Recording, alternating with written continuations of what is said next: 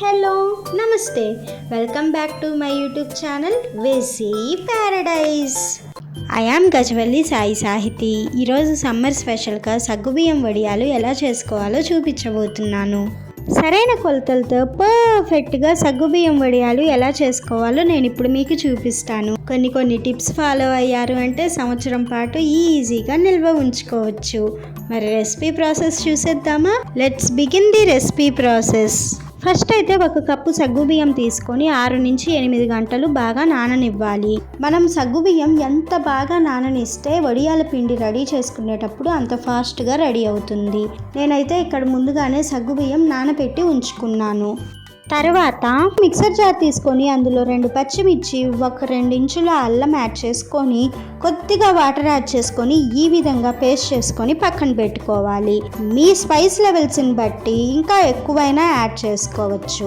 తర్వాత స్టవ్ మీద ఒక గిన్నె పెట్టుకొని అందులో మనం ఏ కప్తో అయితే సగ్గుబియ్యం తీసుకున్నామో అదే కప్ తోటి 5 కప్పులు నీరు తీసుకోవాలి. ఇప్పుడు నీళ్ళని బాగా మరగనివ్వాలి.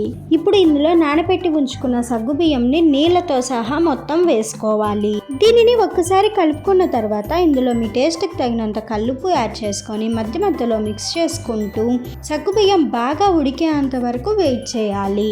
ఇన్ కేస్ మీకు గనక ఇలా దగ్గరుండి ఉడికించుకోవటం కష్టం అనిపిస్తే హాయిగా ప్రెషర్ కుక్కర్లో పెట్టుకోవచ్చు. ఒక 4-5 విజిల్స్ రానిస్తే సరిపోతుంది. ఇక్కడ కనిపిస్తున్న విధంగా సగ్గుబియ్యం ట్రాన్స్పరెంట్గా చేంజ్ అయ్యాయి అంటే పర్ఫెక్ట్గా ఉడికాయని అర్థం. ఈ స్టేజ్లో మీరు గ్రైండ్ చేసి పక్కన పెట్టుకున్న పచ్చిమిర్చి పేస్ట్ యాడ్ చేసుకొని ఒక్కసారి మిక్స్ చేసుకోవాలి. తర్వాత ఇందులో ఒక 1/2 టీ స్పూన్ వాము, ఒక 1/2 టీ స్పూన్ జీలకర్ర యాడ్ చేసుకొని మరొక్కసారి కలుపుకోవాలి. ఈ విధంగా కొంచెం పొంగు రావటం స్టార్ట్ అయిన వెంటనే స్టవ్ ఆఫ్ చేసుకొని పూర్తిగా చల్లారనివ్వాలి. తర్వాత ఏదైనా ఒక క్లాత్ కానీ కవర్ కానీ తీసుకొని ఇక్కడ చూపిస్తున్న విధంగా మీకు నచ్చిన సైజులో మీకు నచ్చిన షేప్లో వడియాలను పెట్టుకోవటమే. మనం ఈ వడియాలను ఎండలో అయినా ఉంచుకోవచ్చు, నీడలో అయినా ఆరపెట్టుకోవచ్చు. నేనైతే ఎండలో పెట్టుకోమని సజెస్ట్ చేస్తాను. ఒక 2 to 3 డేస్లోనే వడియాలు బాగా ఎండిపోతాయి. వడియాలు బాగా ఎండాయో లేదో మీరు ఇలాగ నలిపి చూశారు అంటే అర్థమైపోతుంది. ఇప్పుడు వీటిని ఏదైనా ఎయిర్ టైట్ కంటైనర్లో స్టోర్ చేసుకొని ఎప్పుడు కావాలంటే అప్పుడు ఫ్రై చేసుకోవటమే. వీటిని ఎలా ఫ్రై చేసుకోవాలో చూసేద్దాం రండి. స్టవ్ మీద ఒక కడాయి పెట్టుకొని డీప్ ఫ్రైకి సరిపడా ఆయిల్ వేసుకొని హీట్ అయిన తర్వాత వడియాలను వేసుకొని మీడియం టు హై ఫ్లేమ్ మీద ఫ్రై చేసుకోవాలి. ఈ వడియాలు పప్పు, సాంబార్, రసం, పచ్చడి ఇలా దేని కాంబినేషన్లో అయినా చాలా టేస్టీగా ఉంటాయి.